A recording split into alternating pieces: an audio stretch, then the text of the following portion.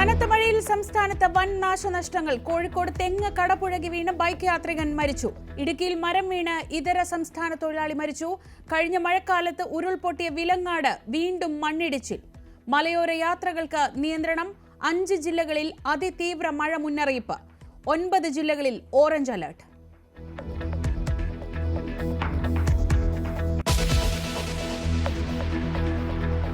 മലപ്പുറത്ത് ദേശീയപാതയിൽ വീണ്ടും വിള്ളൽ. കാക്കഞ്ചേരി കിൻഫ്രയ്ക്ക് സമീപം വിള്ളൽ രൂപപ്പെട്ടത് മണ്ണിട്ടുയർത്തി നിർമ്മിച്ച പാതയിൽ.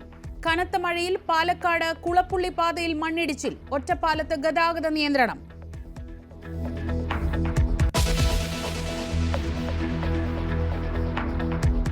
കടലിൽ താഴ്ന്ന ലൈബീരിയൻ കപ്പലിൽ നിന്ന് 100ഓളം കണ്ടെയ്നറുകൾ കടലിൽ. കപ്പലിൽ നിന്ന് സൾഫർ ഓയിൽ ചോർന്നു. ഒഴുകി നടക്കുന്ന കണ്ടെയ്നറുകളിലും ചോർച്ച ഉണ്ടോ എന്ന ആശങ്ക. തീരത്ത് എന്തടിഞ്ഞാലും തുടരുതെന്ന് മുന്നറിയിപ്പ്. ക്യാപ്റ്റൻ അടക്കം 24 പേരെയും കൊച്ചിയിലെത്തിച്ചു. സാങ്കേതിക തകരാറും കാലാവസ്ഥയും അപകട കാരണമെന്ന് ക്യാപ്റ്റൻ.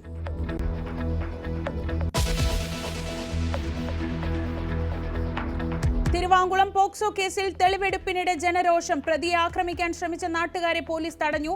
തെളിവെടുപ്പ് 5 മിനിറ്റിൽ പൂർത്തിയാക്കി പോലീസ്.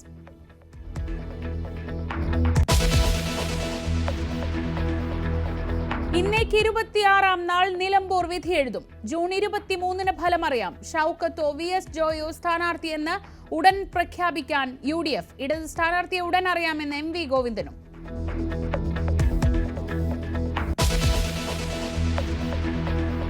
ऑपरेशन सिंदूर सिर्फ एक सैन्य मिशन नहीं है, ये हमारे संकल्प, साहस और बदलते भारत की तस्वीर है.